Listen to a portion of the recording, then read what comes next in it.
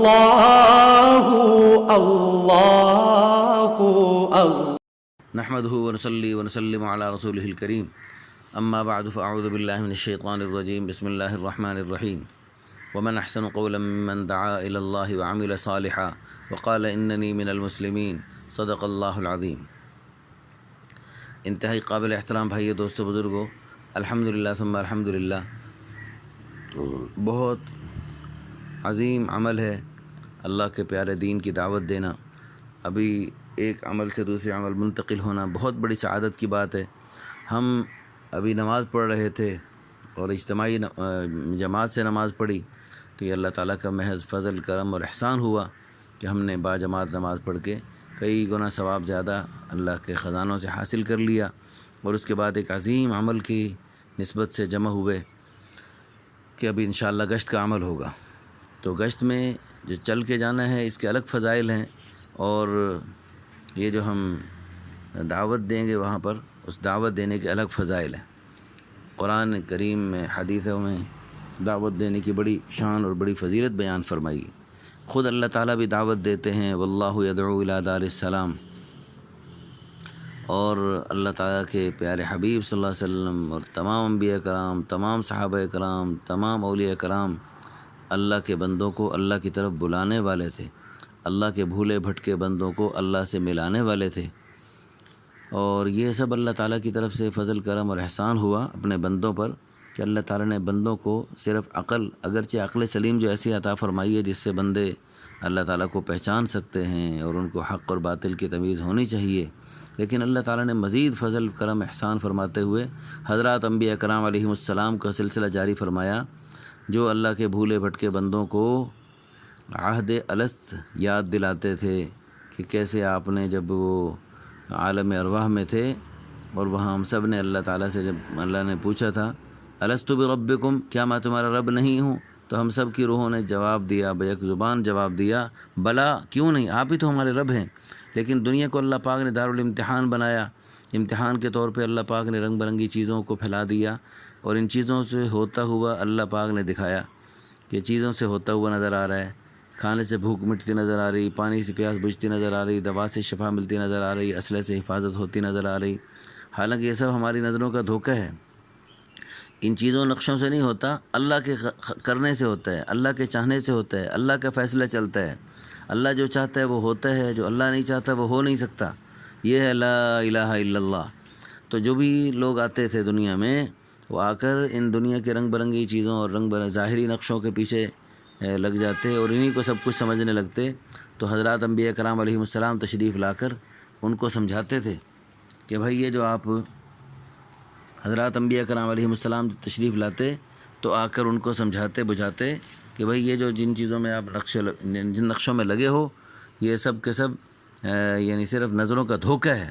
حقیقت میں کرنے والے ذات اللہ تعالیٰ کی ذات ہے۔ تو اللہ تعالیٰ کو راضی کر لو، پھر اللہ پاک دنیا میں بھی کامیاب فرمائیں گے، آخرت میں بھی کامیاب فرمائیں گے۔ یا ایھا الناس قولوا لا الہ الا اللہ تفلحوا، ارے لوگو ایک اللہ کو معبود مان لو کہ وہی اللہ حاجت روا ہے، وہی مشکل کشا ہے، وہی ضرورتیں پوری فرمانے والا، وہی بیٹے دینے والا، وہی بارشیں برسانے والا، وہی سب کچھ کرنے والا، الا اللہ، ایک ہی اللہ سب کچھ کرتا ہے۔ تفلحوا، تم یہ اللہ تعالیٰ کی وحدانیت کو مان لو تو تم دنیا آخرت میں کامیاب ہو جاؤ گے۔ تو سعادت مند اور نیک بخت لوگ مان لیتے، کامیاب ہو جاتے، اور جو نہ مانتے وہ دنیا میں بھی ناکام و نامراد ہوتے اور آخرت میں بھی ناکام و نامراد ہوتے۔ تو حضرات انبیاء کرام علیہ السلام کے واقعات جو اللہ نے قرآن کریم میں بیان فرمائے، اس میں اللہ تعالیٰ نے یہ نہیں بتایا کہ وہ کھاتے کیا تھے، پیتے کیا تھے، پہنتے کیا تھے، ان کی شادیاں کتنی، بچے کتنے، کچھ بھی نہیں بتایا۔ یہ بتایا وہ دعوت کیسے دیتے تھے، اور دعوت کے نتیجے میں لوگ آگے سے کیا سلوک کرتے تھے، اور پھر اگر وہ برا بھلا کرتے تو حضرات انبیاء کرام علیہ السلام صبر کیسے کرتے تھے، اور حضرات انبیاء کرام علیہ السلام کتنے لمبے لمبے زمانے تک گشت کرتے اور ملاقاتیں کرتے۔ حضرت نوح علیہ السلام کا واقعہ اللہ نے قرآن میں مختلف جگہوں میں بیان فرما کر ہمیں متوجہ فرمایا امت محمدیہ کو کہ اے امت محمدیہ، اب نبی کوئی آنا نہیں، اب نبیوں والا کام اللہ کے بھولے بھٹکے بندوں کو اللہ سے ملانے والا اور راہ راست سے ہٹ کر چلنے والوں کو، جہنم کے راستے، جنت کے راستے کو چھوڑ کر جہنم کے راستے پہ دوڑنے والوں کو جنت کی راہ کی طرف واپس لوٹانے والا کام جو کرتے تھے انبیاء کرام، صحابہ کرام، اولیاء کرام، اب تم سب نے کرنے، اے امت محمدی اب تم نے کرنے ہیں۔ تو اللہ پاک نے ہمیں اس چیز کو سکھانے کے لیے حضرات انبیاء کرام اولو العزم اور عظیم الشان انبیاء کرام علیہ السلام کے واقعات بیان فرمائے۔ حضرت نوح علیہ السلام کا واقعہ بیان فرمایا کہ انہوں نے 950 سال، 1000 کم 50 کم 1000 سال تبلیغ کی۔ وَلَقَدْ أَرْسَلْنَا نُوحًا إِلَىٰ قَوْمِهِ فَلَبِثَ فِيهِمْ أَلْفَ سَنَةٍ إِلَّا 50 عَامًا، 50 کم 1000 سال تبلیغ کی۔ لیکن ہاں جی، اور پھر یعنی ہماری طرح جیسے ہم تو ہفتے میں ایک آدھ گھنٹہ گشت کر کے بڑا مبلغ اسلام بن جاتے ہیں، ان حضرات نے حضرت نوح علیہ السلام نے 950 سال تبلیغ کی، اور روزانہ 24 گھنٹے میں سے آدھا گھنٹہ 2 گھنٹے 4 گھنٹے نہیں، فرمایا قال رب انی دعوت قومی لیلا ونہارا، یا اللہ میں نے اپنی قوم کو رات دن تبلیغ کی۔ تو 950 سال رات دن تبلیغ کرنے کے بعد بھی نتیجے میں چند لوگ اسلام کی طرف آئے۔ تو اس سے ہمیں کیا سبق ملتا ہے، یہ ہمیں کیا سکھانا مقصود ہے کہ دیکھو وہ کیسے اولو العزمی اور ثابت قدمی کے ساتھ ہیں جی وہ لگے رہے اور اپنے مشن کو نہیں چھوڑا۔ آگے سے لوگ برا بھلا کہہ رہے ہیں، سنتے بھی نہیں تھے وہ، اور آنکھوں کے آگے کپڑا ڈال دیتے، کانوں میں انگلیاں ٹھونس لیتے اور حضرت نوح علیہ السلام کی بات ہی نہ سنتے۔ تو اللہ پاک نے ہمیں یہ واقعات سنا کر ہیں جی، اللہ پاک نے ہمیں یہ سکھایا کہ اے میرے پیارے حبیب صلی اللہ علیہ وسلم کی پیاری امت، تم نے بھی ان میرے پیاروں کی طرح ہیں جی یہ کام کرنا ہے۔ تو اللہ پاک ہم سب کو ان حضرات کے نقش قدم پہ چلتے ہوئے دعوت تبلیغ کے مشن کے لیے قبول فرمائے۔ بہت بڑی سعادت کی بات ہے، ہمارے لیے بہت بڑی سعادت کی بات ہے۔ اگر ہم یہ مشن کریں گے، یہ مشن اپنائیں گے تو ہمیں کیا ملے گا؟ یہ دنیا میں جو کچھ ہم نے دنیا میں کاروبار چھیڑ رکھے ہیں، اللہ پاک ہم دل سے دعا کرتے ہیں اللہ پاک ہم سب کے اور آپ سب کے کاروباروں میں خوب برکتیں عطا فرمائے۔ دنیا آخرت کی خیریں، خوشیاں، برکتیں اللہ پاک ہم سب کو نصیب فرمائے۔ لیکن بھائیو یقین رکھیں، یہ دنیا میں جو کچھ ہم نے بنا رکھا ہے، یہ ملک، مال، سونا، چاندی، عہدے، جائیدادیں، ڈگریاں، دنیا کے رنگ برنگے ساز و سامان، یہ سب مرتے ہی بیکار ہو جائیں گے۔ لیکن یہ جو ہم گشت کا عمل کر رہے ہیں، اس کے ذریعے انشاءاللہ ہم پتہ نہیں کتنے 20 لوگوں سے ملیں گے، اور اللہ کے فضل و کرم سے اللہ کرے سب کے سب اس مشن کو اپنانے والے بن جائیں، اور یہ 20 لوگ آگے روزانہ سینکڑوں تک دین کی بات پہنچانے والے بن جائیں، اور یہ سینکڑوں لوگوں سے ہزاروں لوگوں تک یہ دین کا پیغام پہنچے، ہزاروں سے لاکھوں تک، اور لاکھوں سے کروڑوں تک، اور کروڑوں سے اربوں خربوں تک یہ تبلیغ کا کام چلے، اور قیامت تک نیکیوں کے سلسلے چلیں اور چراغ سے چراغ جلیں۔ جو نیکیاں، نمازیں، روزے، حجیں، زکاتیں قیامت تک وجود میں آتی رہیں گی، ان سب کا ثواب ہمیں آپ کو قبر میں پڑے قیامت تک حدیث پاک کی روح سے ملتا رہے گا۔ فرمایا الدال علی الخیر کفاعلہ، نیکی کی رہنمائی کرنے والے کو یوں ثواب ملتا ہے جیسے کرنے والے کو ثواب ملتا ہے۔ اور حضرات انبیاء کرام علیہم السلام، خود ہمارے پیارے نبی صلی اللہ علیہ وسلم نے اس دعوت تبلیغ کے مشن میں بڑی بڑی تکلیفیں برداشت فرمائیں۔ مکے کی گلیوں کا گشت آپ یاد کیجئے، طائف میں آپ صلی اللہ علیہ وسلم کا گشت کیسے مشقت کے ساتھ دشوار گزار چڑھائی چڑھ کے آپ صلی اللہ علیہ وسلم جب مکہ مکرمہ سے طائف تشریف لے گئے، ان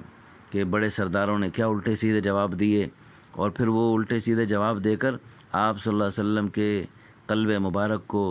زخمی پہلے انہوں نے کر دیا، کیونکہ جو زبان، یہ تیر تلوار کے زخم ہوتے ہیں تو مندمل ہو جاتے ہیں، لیکن جو زبان کا زخم ہوتے ہیں وہ دل کے اندر ایسے لگتے ہیں کہ وہ مندمل نہیں ہوتے۔ اسی کو عربی کا شاعر کہتے ہیں جراحات السنان لها التیام ولا یلتام ما جرح اللسان، کہ تلوار اور نیزے اور بھالے کے جو زخم ہوتے ہیں وہ مندمل ہو جاتے ہیں، لیکن یہ جو زبان کا زخم ہوتا ہے وہ مندمل نہیں ہوتا۔ تو ان حضرات کو ہیں جی حضور صلی اللہ علیہ وسلم کو طائف میں انہوں نے الٹے سیدھے جواب دے کر یعنی آپ صلی اللہ علیہ وسلم کی دعوت کو ٹھکرا دیا۔ آپ صلی اللہ علیہ وسلم باہر جا کر اوروں کو دعوت دی تو ان بدبختوں نے ہیں جی شریر نوجوانوں کو حضور صلی اللہ علیہ وسلم کے پیچھے لگا دیا، اور آپ صلی اللہ علیہ وسلم دوڑتے رہے اور وہ پیچھے پتھر مار مار کے آپ صلی اللہ علیہ وسلم کو لہو لہان کرتے رہے۔